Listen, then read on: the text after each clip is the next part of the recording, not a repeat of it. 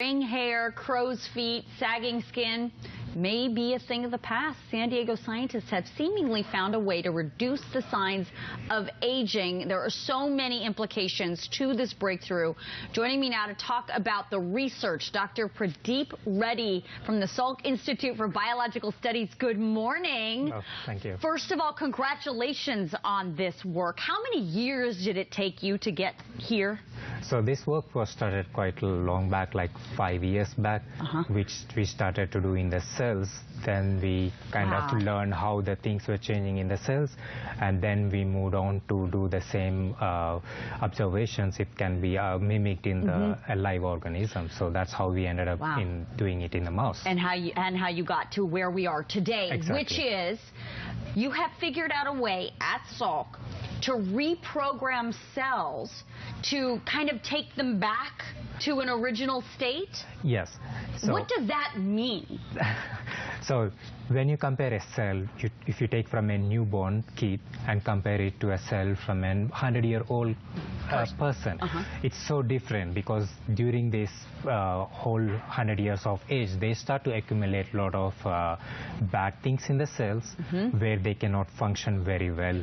So like things like what? Like disease, right? Exactly. So when a cell loses its functionality, it cannot function very well. So let's say a muscle, the muscle cannot be strong enough, and they start to degenerate as the time passes. Sure. And in the brain, you start to accumulate some unwanted proteins in the cells, like things like Alzheimer's or dementia. Exactly. So you have a way to turn all that back.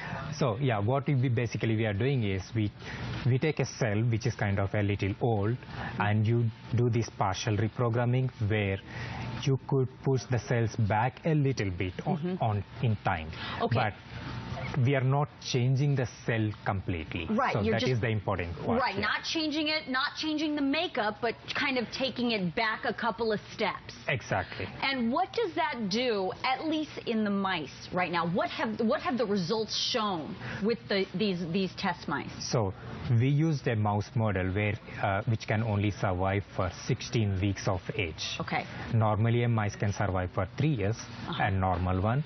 So to speed up the process to study these things, we used a premature aging model, what we call them, so it can only survive for 16 weeks. Okay. And we used this reprogramming strategy, and we saw that we could reduce some of the bad things like a DNA damage, for example, in the cell, which helped them to live 30% longer.